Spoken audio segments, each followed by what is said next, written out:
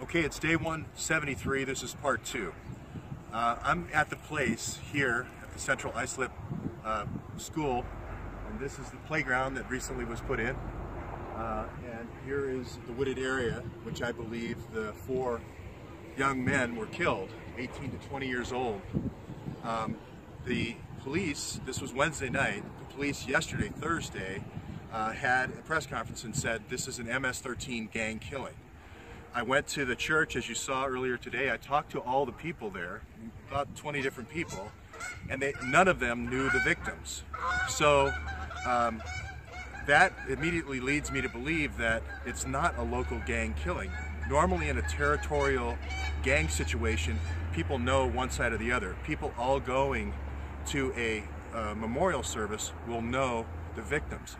I searched the whole crowd to find somebody who knew the victims, could not find a victim.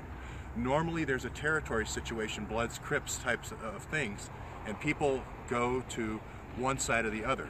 So this looks like a murder for hire, very different than a gang killing. And I believe the police characterize this as murder for hire, gang killing, gang counter gang, when I believe it's murder for hire. Once you start talking about MS-13 and murder for hire, you start having to look at that modus operandi and where that has occurred before. I have traveled the corridor between Washington, D.C., Baltimore, Philadelphia, and New York, looking at these types of murder for hire situations. The common thread are these limousine companies, these transport companies that are hiring people from overseas, coming into the country, and those people are hiring MS-13 assassins. If you remember the Mahmoud case, Mahmoud, registered agent for the Awan brothers, hires 2 MS-13 killers. They go to Richmond, they strangle and suffocate a car dealer in Richmond, Virginia. If you go to the Long Island serial killer case, right along this coastline, right here in Suffolk County, 17 women are killed. They're lured by a limo service from Manhattan out here to upscale elite parties. Again, who knows if it was MS-13 kids that killed those kids, but the one case we know the most about was Shannon Gilbert. In that case, Shannon Gilbert was lured by a limo driver from Manhattan and brought out here to a party.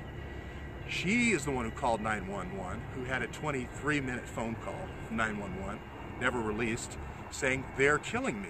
And she was running away from the limo driver. Again, fearing the limo driver. Not talking about a long way away from here, I'm talking about miles away from here. So what we have is people that are killed here, brought here, that are not a part of a gang scenario. And we have murders where Shannon Gilbert also was strangled. She was found face up in a pool, which is very unusual for a drowning victim, and her hyoid bone was crushed. So she was strangled. So again, we have the modus operandi of strangling, we have the modus operandi of MS-13 murder for hire, and we have the modus operandi of the limo driver again. So those are the things that I'm saying to the police department. We have to look at recent killings. Not only was Shannon Gilbert murdered that night and drowned that night, before the police chief of this Suffolk County, James Burke, went to trial last year, her mother was murdered. So Shannon Gilbert's mother was also murdered last year. Now, am I saying that the 2 kids, or the 4 young men here, that 2 of them were the ones that killed Shannon Gilbert's mother? No, I'm not saying that. I'm saying that they could know who did it. It could be a hush killing for who killed Shannon Gilbert's mother last year. Now remember, the Suffolk County police chief is in prison. He was caught with sex toys in the backs of his car. He was caught having these sex parties for bringing women in limo services, so there's no footprints, to this coastline right here in Suffolk County. Okay?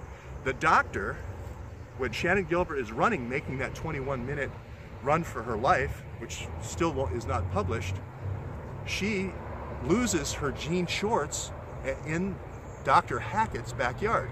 He is the doctor for the police force for Suffolk County. So again, we have the doctor situation, we have her saying that she was tortured, we have the 17 women, the bodies where they look like they've been tortured, we have Dr. Hackett fleeing from this area. last year after Shannon Gilbert's mother was murdered. I'm just saying that this is not as simple as it seems to be. I think there's much more going on here, and I think we have to ask the folks that are involved, from where these kids are from that were murdered, what they were doing the night Shannon Gilbert's mother was murdered. Thanks very much.